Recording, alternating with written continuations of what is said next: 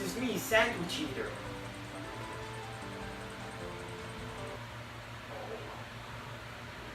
E3 can sometimes be a blast, but there are at least some embarrassing moments to keep the cringe going.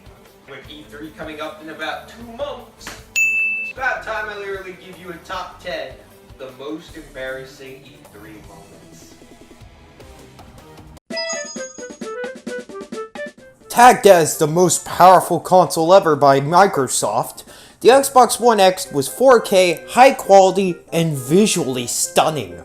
And that was until Minecraft, aka over-redundant mining simulator that should have gone out of Steam a long time ago, has announced the upgrade to 4K for some odd reason.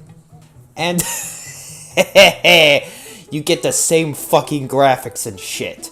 And why are they even continuing with Minecraft? It's gotten old as of now. No, I don't want Minecraft on the Xbox One X. And no, I certainly do not want to pay up money for a graphics update. I swear these guys are long and gone now.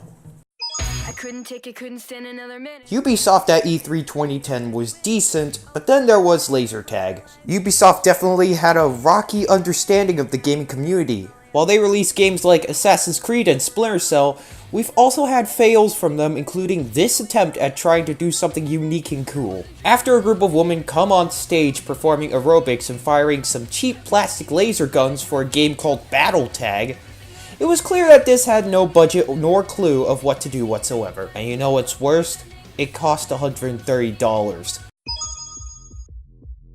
At E3 2013, Microsoft was actually having a good show until Battlefield 4 came on the show. DICE was about to show a gameplay demo of Battlefield 4. It was showing on screen, but one problem: no sound. Patrick Soderlund was eagerly apologizing to the audience while the crew was trying to fix it.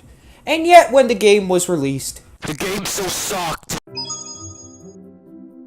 2010 saw gaming in the middle of something huge: motion controls. Microsoft and Sony decided to take a gander at what Nintendo did in 2006 with the Kinect and the PlayStation Move, like saying to Kinect to play some shitty Justin Bieber track, or calling your friend on an Xbox version of Skype. Yeah, it was shit. Unfortunate for Microsoft, they had the right-minded idea of having child actors for the device, which had them unamused and lazily acted. Good thinking, Microsuck. Motion controls, woo! You guys saw me play this game on stream, and you know how much I hate those fucking motion controls. If you don't, this footage sums it up perfectly. Shield. Oops, there we go. Oh.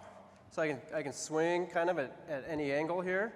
You can't do this to my favorite series! Failures everywhere with this just made me baffle. At least they didn't mix motion controls with cardboard boxes.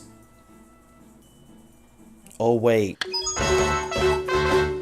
In 2008, the Wii was everywhere with skits from people on YouTube, South Park, having critical acclaim on the news, and becoming the 5th best-selling console of all time. For a new creation they were doing based on the demo from E3 2006, they decided to show it off titled Wii Music. It was a motion-controlled music experience, and a very bad one at that. Instead of showing how fun it could be, they decided to have the smart idea of having middle-aged adults playing this monstrosity. And they decided after that to ruin one of the greatest themes of all time, the World 1 through 1 theme from Super Mario Bros. Thanks, Nintendo. Welcome to one of the most embarrassing press conferences for a console. In 2006, Sony had their press conference coming up. One thing they forgot to check was their skills at delivering. Even showing off their 6-axis motion control, which Nintendo beat them to it months prior, didn't really change anything. Best highlight for me on this was the giant enemy crab. And you can get the PS3 for the cheap price of $599. Best deal ever. It's no wonder why Microsoft dominated the beginning of the 7th generation. Welcome back, Ubisoft. We can't seem to get enough of your failures. This time, it was a man by the name of Aaron Priceman who comes by the nickname of Mr. Caffeine. He was extremely energetic and full of hype, and the abysmal penis jokes, which mostly ended up in silence, despite his best attempts to entertain the audience. He also kept mispronouncing Tom Clancy's name as Tom Clancy. Guess Ubisoft really loves drinking coffee a lot. Short on time, is there anything good to expect coming out of Jamie Kennedy's fucking mouth? For Activision at E3 2007, they had the perfect idea of assigning this dick as the host of their press conference. As expected, it didn't go well. First of all, Kennedy came in hammered or stoned and didn't even put any effort in trying to hide it either. He made a plethora of terrible jokes and faking the odd person who laughed. Last but not least, he kept insulting the audience, calling them virgins or basement dwellers. Not hard to see why this guy doesn't exist anymore. While Sony's may have been very bad, this one goes beyond the boundaries of awful. Where do I start with this? The conference starts with Tak Fuji going extreme and barely containing any excitement.